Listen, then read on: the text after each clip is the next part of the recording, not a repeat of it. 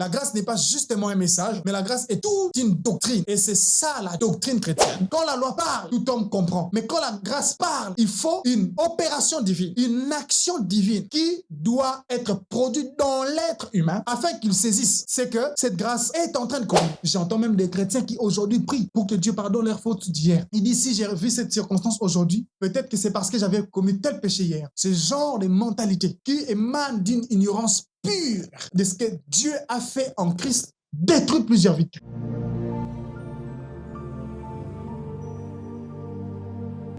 La parole de la vérité de l'évangile, c'est-à-dire la grâce de Dieu, contient plusieurs mystères. Et tous ces mystères peuvent être classés en 3 dimensions. La dimension du passé, présent et futur. Bienvenue dans ce nouveau numéro de votre émission Lights. Nous sommes en train de partager une série d'enseignements intitulée Les 3 dimensions de la grâce de Dieu. Et aujourd'hui, nous sommes dans la deuxième partie, notre deuxième émission, où nous allons commencer à aborder la première dimension de la grâce de Dieu. Écoutez-moi, si c'est votre toute première fois de tomber sur cette vidéo, je vous recommande vivement d'aller suivre la vidéo précédente, la première partie où nous avons introduit sur cette piste, afin que vous compreniez très exactement ce que nous allons dire et vous voyez dans quel contexte nous allons dire les choses que nous allons dire aujourd'hui.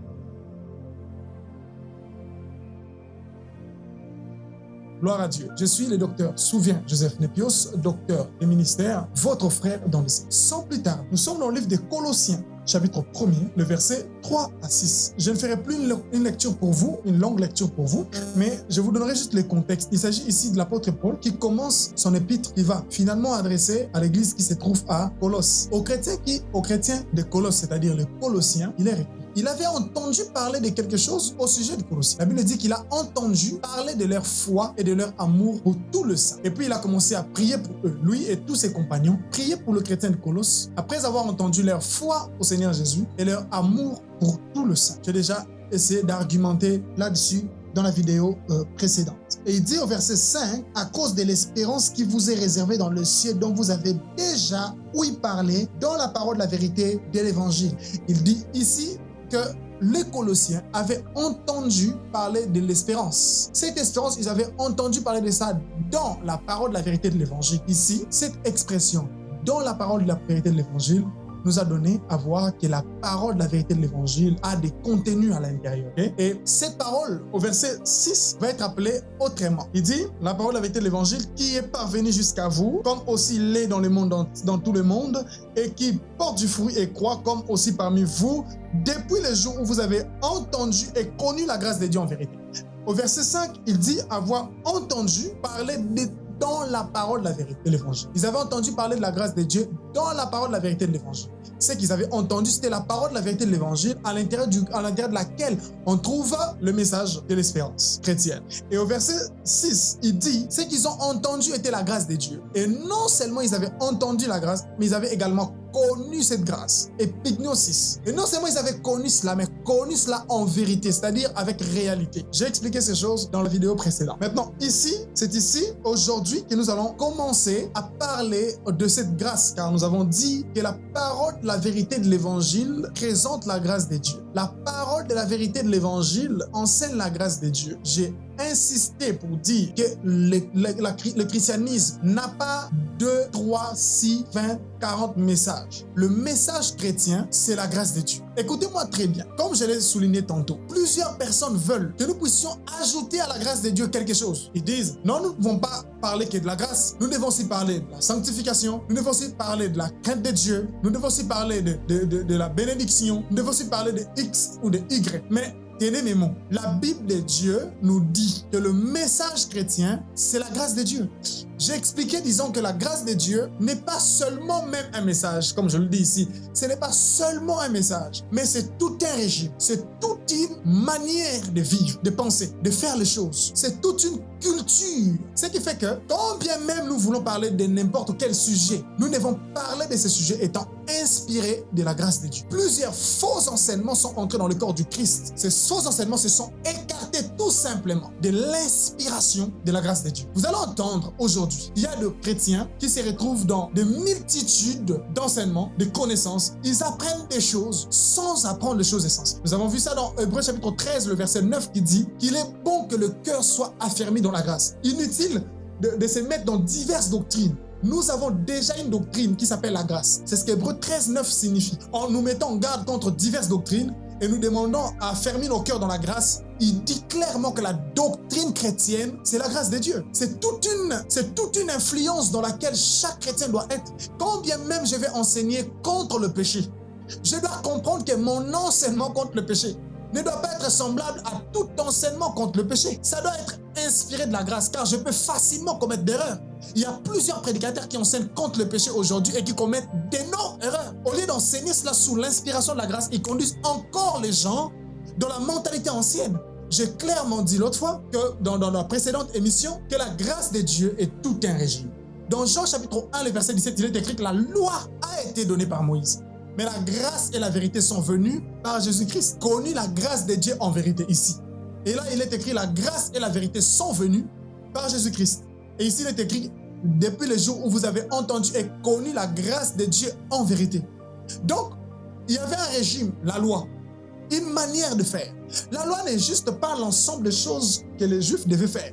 C'était même toute une mentalité, toute une manière de fonctionner. La loi, c'était en même temps un style. Au-delà d'être l'ensemble des lois, des commandements, mais ça avait imprégné dans l'homme qui était sous la loi, ça lui a fait imprégner une mentalité quelconque, une manière de penser au sujet de Dieu, au sujet même du monde. La manière de percevoir le monde était influencée par ce qu'on appelle la loi. Même la compréhension de Dieu vis-à-vis, la compréhension de Dieu par l'homme qui était sous la loi, était influencé par cette loi. Et c'est comme ça que l'évangile de Jésus-Christ commence par repentez-vous. Ce qui ne veut pas dire laisser le péché, non. Ce qui veut dire changer votre mentalité, changer votre manière de percevoir les choses. Car il y a un autre régime qui est venu. Il y a une autre manière de voir et de faire les choses qui est venue. Repentez-vous, c'est-à-dire changez votre manière de voir. Ne vous fiez plus à votre manière ancienne. Recevez l'instruction. Recevez l'instruction. Apprenez de la grâce. Car la grâce était venue. Et cette grâce qui était venue, elle était venue non seulement pour être dite grâce, mais pour être connue. Et une fois connue, elle devait être connue en vérité. Connue en vérité. C'est-à-dire avec réalité. Ça veut dire avec des effets concrets. C'est-à-dire avec un changement palpable. Je nous ai expliqué le verbe grec traduit là par connaître en vérité. C'est le mot epignosis qui veut dire avoir une expérience. Connaître jusqu'à avoir une expérience de la chose connue. Et cette expérience qui aboutit à une transformation en nous de notre vision.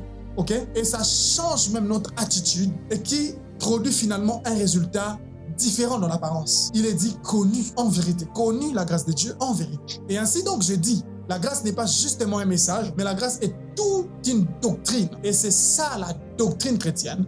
C'est tout un régime sous lequel nous sommes. Il est écrit, vous êtes sous la grâce. C'est à l'intérieur de la grâce que nous sommes. Quoi que nous fassions, nous devons le faire étant inspirés par la grâce de Dieu. Comme c'est écrit par exemple dans Colossiens 3,16 que j'ai cité précédemment, parlant de nos chants qui doivent être inspirés par la grâce. Vous savez, aujourd'hui, nous faisons face à une culture croissante de la musique, ou je dirais à un mouvement de musique chrétienne croissante. Et il y a tellement de gens qui sont suscités pour chanter, pour dire ce qui est une très bonne chose, mais la plupart, quand vous écoutez leurs chansons, vous vous rendez compte qu'il y a une crise. Eh bien, une vraie crise de la doctrine du Nouveau Testament, qui est la grâce de Dieu.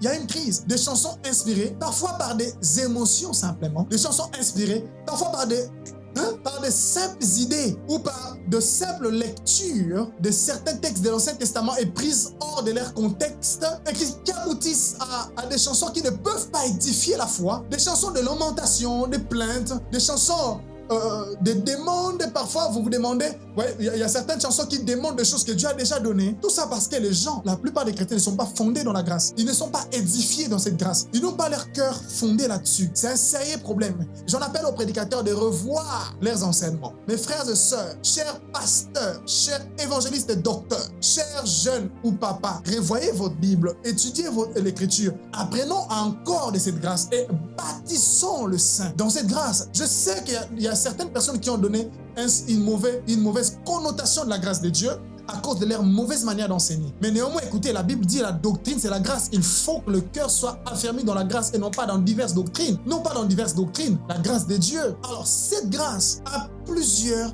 contenu. Cette grâce a beaucoup de mystères. Et le mystère énorme de cette grâce, nous les classifions dans cette série d'enseignements en 3 dimensions. La dimension que nous avons appelée passé, présent et futur. Qu'est-ce que c'est que ça? C'est quoi encore cette manière de voir? Alors, permettez-moi de commencer à parler de ce que j'ai appelé la dimension du passé dans la grâce de Dieu. Grosso modo, la grâce a plusieurs mystères. La grâce dit beaucoup de choses. La grâce de Dieu, la doctrine de la grâce nous fournit tant d'informations dont nous sommes censés croire à ces informations. Parce que la grâce, comme je l'expliquerai tantôt, implique à ce que des choses ont été faites sans vous. La grâce implique à ce que des choses ont été accomplies en votre compte pour vous. J'en dirai un peu plus. Mais ce dont vous avez besoin de faire de cette grâce, c'est de la recevoir, de croire ces informations et de faire ce qu'elle vous dit de faire afin de faire l'expérience de ces informations. Parce qu'à l'entendre parler, quand la grâce parle, les raisonnements humains ne peuvent pas recevoir ça. La mentalité naturelle ne peut pas recevoir ça. Une personne qui est éduquée selon la mentalité mosaïque ne peut pas recevoir cela. Il faut une grâce. C'est pourquoi on appelle ça mystère. Je l'ai dit tantôt, ce qui signifie la mentalité ou les raisonnements humains, l'intelligence naturelle ne captera pas cela. Il faut qu'il y ait une intervention divine pour capter la véracité de ce que la grâce dit. Quand la loi parle, tout homme comprend. Mais quand la grâce parle, il faut une opération divine, une action divine qui doit être produite dans l'être humain afin qu'il saisisse ce que cette grâce est en train de communiquer. C'est de ça qu'il s'agit. Ainsi donc, le message ou les contenus de cette grâce sont immenses, des mystères, des mystères et des mystères. Et tout ce dont nous avons besoin de faire, c'est d'entendre cette grâce. Écouter les informations de cette grâce. Écouter les informations de cette grâce. Je ne sais pas, le genre de chrétiens qu'on a aujourd'hui veulent apprendre même au Saint-Esprit. La plupart des chrétiens n'ont pas le temps d'apprendre ce que cette grâce dit. Facilement, ils courent après des conclusions liées à leurs raisonnements et à ce qui leur plaît ou à ce qu'ils peuvent ressentir comme vrai en eux-mêmes. Ils n'ont pas le temps de comprendre que la vérité n'est pas définie par ce qu'eux ressentent, mais la vérité est déterminée par ce que Dieu dit dans sa parole. Les 3 dimensions de la grâce de Dieu dont nous parlons impliquent l'ensemble du contenu de la grâce ou du message de la doctrine chrétienne et répartissons l'ensemble de tous ces contenus de la doctrine chrétienne en 3 dimensions. La dimension de notre passé, la dimension de notre présent et la dimension de notre futur. C'est clair maintenant. C'est-à-dire les informations que la grâce nous communique sur nous concernant notre passé, les informations que la grâce nous communique sur nous concernant notre présent. Quand je parle du présent, je me réfère à depuis que nous avons cru au Seigneur maintenant jusqu'au jour où il va revenir et les informations que la grâce nous communique concernant notre futur. Quand je parle de notre futur, je me réfère à partir de ces moments où le Christ reviendra et à la suite. Alors la Bible nous donne des informations. Un chrétien qui est bien enseigné, un chrétien qui est équilibré et c'est chrétien qui sait, qui comprend et qui connaît et qui est fondé dans ces informations de la grâce. Et ce que je vais commencer à partager avec nous aujourd'hui, je commencerai avec des éléments basiques, ok, des informations basiques de cette grâce, particulièrement de la dimension du passé ou de notre passé, c'est-à-dire les informations que la grâce nous communique, nous qui sommes en Christ Jésus, les informations que la grâce nous communique au sujet de notre passé. C'est ce que j'appelle la dimension du passé. C'est là que je vais commencer. C'est de là que va démarrer le détail de ces 3 dimensions. Allons-y. La dimension du passé. Dans le texte que nous avons lu de Colossiens chapitre 1er, Paul va dire, il va parler de l'espérance chrétienne. D'accord? Il dit aux Colossiens qu'ils ont entendu parler de l'espérance, c'est-à-dire de leur futur. D'accord? Une espérance est quelque chose qui est à venir. Ce n'est pas quelque chose qui est là. Ok? On n'espère pas quelque chose que l'on voit. Si j'espère, ça veut dire que c'est à venir. Il dit qu'ils ont entendu parler de l'espérance. Et à cause de cette espérance, ils vivent dans la foi et dans l'amour. Cette espérance, ils ont entendu parler de ça dans la parole de la vérité de l'évangile, c'est-à-dire la grâce de Dieu. Là, nous trouvons un contenu du futur, c'est-à-dire à l'intérieur de la parole de la grâce de Dieu, il y a des informations sur notre futur qu'on appelait espérance. Combien ont des informations sur notre futur en Christ qu'on appelait espérance? Ça, ce sont les paroles d'espérance. Donc, les paroles qui se trouvent dans la dimension du futur. Si nous ouvrons l'écriture, nous lisons les épîtres et tout le reste, même les évangiles et les épîtres, même les écrits des prophètes, vous verrez qu'il est parlé de notre futur en Christ. Nous ne sommes pas encore arrivés là. Il y a des informations qui nous sont révélées, des choses qui vont arriver certainement, ok? Qui est la parole de l'évangile ou la parole, la vérité de l'évangile, c'est-à-dire la grâce de Dieu dévoile, d'accord? Et les Colossiens étaient informés de cela. Et Paul dit que c'était à l'intérieur de la parole de l'évangile. Alors, quelqu'un peut entendre cela et voir ça et penser que la parole de la vérité de l'évangile, c'est-à-dire les messages ou la doctrine chrétienne est une doctrine totalement futuriste. Ce qui voudrait dire que cela donnerait une impression que la foi chrétienne présente juste quelque chose qui doit arriver dans le futur et que ça n'a rien à proposer sur notre passé, ni rien à présenter sur notre présent, alors que nous ne sommes pas encore arrivés en ce jour qu'on appelle futur. Vous comprenez cela? D'ailleurs, je connais certains chrétiens, quand ils enseignent la Bible, ils enseignent tellement bien la Bible que tout ce qu'ils savent de la parole de la grâce de Dieu, ce sont les choses concernant le futur. Et ce qui fait qu'ils vivent leur présent, n'ayant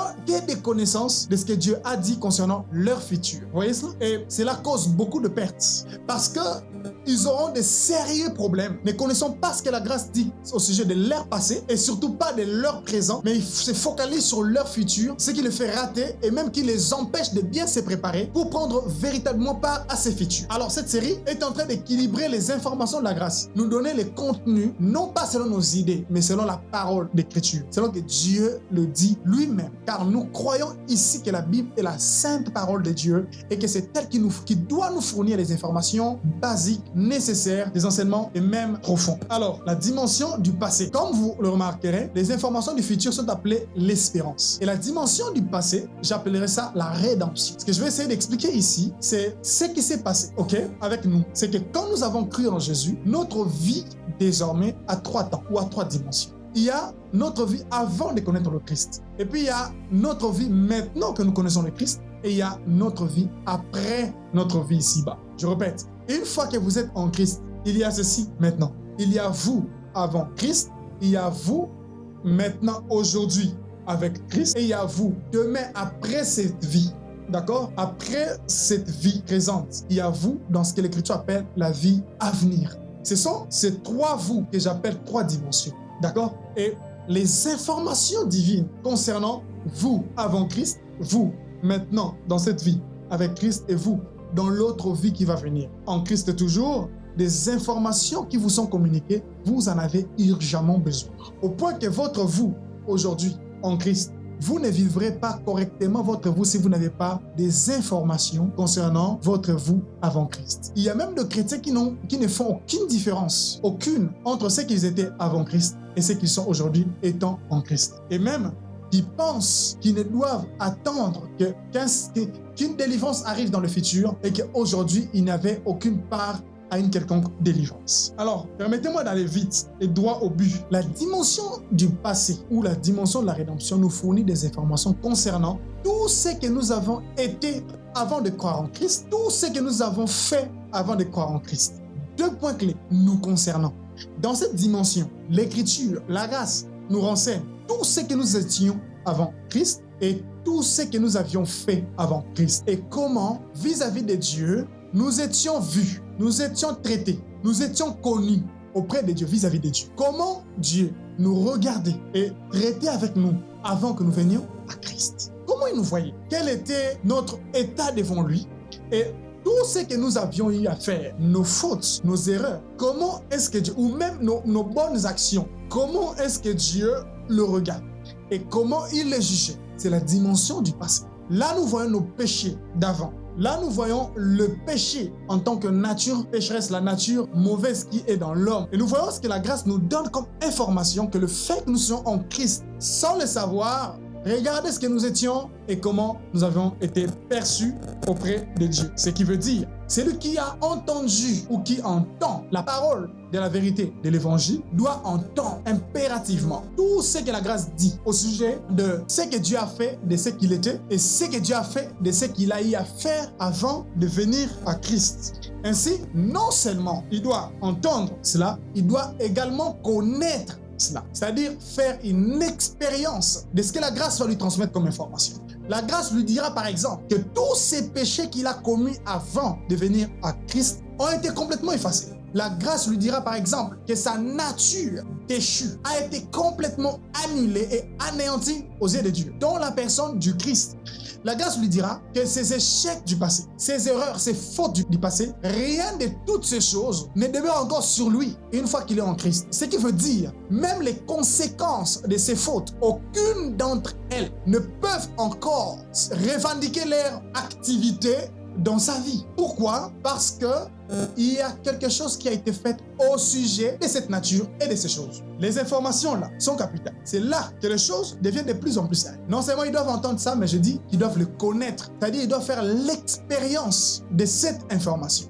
Qu'ils apprennent que leur nature a été complètement détruite, leur nature pécheresse. Qu'ils apprennent que leurs péchés ont été complètement effacés et pardonnés, mais qu'ils puissent également effectuer, avoir ou fait une expérience que effectivement, c'est vrai que mes péchés ont été pardonnés. Non pas juste quelque chose qu'il sait, mais dont il a eu une expérience. Mes péchés ont été pardonnés. Et non seulement il doit en avoir l'expérience de ses péchés pardonnés, mais il doit en avoir une expérience en vérité. Ça veut dire en croyant et en faisant l'expérience de ses pardons de péchés et en faisant l'expérience de la mort ou de l'anéantissement de cette nature pécheresse en nous, il doit également avoir des résultats nouveaux dans sa vie. C'est ça, les connaître en vérité. 1. Il a entendu, il a reçu l'information. On lui a informé au sujet de ses péchés. 2.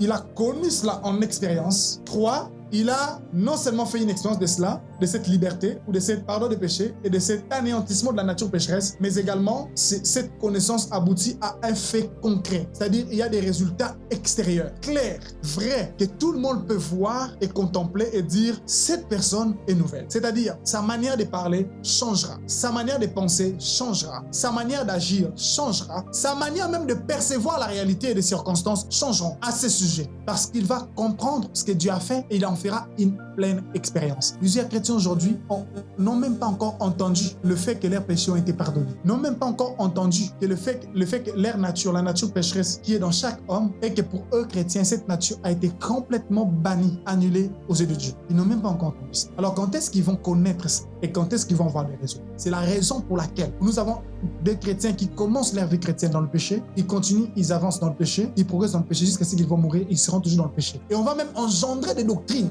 selon que non, on doit seulement pécher, comme si le péché était quelque chose qui ne pouvait pas manquer dans la vie de quelqu'un. Alors que la grâce en nous enseignant dit, ce qui est né de Dieu ne pêche pas. C'est-à-dire il y a la possibilité de vivre une nouvelle vie, de vivre une nouvelle expérience, faire des choses, des expériences hautement élevées avec le Seigneur aujourd'hui par notre compréhension de ce que Dieu a fait de notre dimension d'avant. Car aujourd'hui, plusieurs chrétiens sont encore rattrapés par leur dimension d'avant. Le diable utilise ce qu'ils ont fait dans le passé pour ramener ça dans leur présent et commencer à leur demander ou revendiquer un certain droit. J'entends même des chrétiens qui aujourd'hui prient pour que Dieu pardonne leurs fautes d'hier. Il dit, si j'ai vu cette circonstance aujourd'hui, peut-être que c'est parce que j'avais commis tel péché hier. Si j'ai vu cette circonstance aujourd'hui, c'est peut-être parce que quand j'étais païen, j'avais avorté. C'est peut-être pour ça que je n'enfante pas. Si je suis en train de subir cette expérience aujourd'hui, c'est parce que peut-être hier, j'avais insulté quelqu'un. Avant que je me convertisse, j'avais fait ceci à quelqu'un et qu'on sort. Ce genre de mentalité qui émane d'une ignorance pure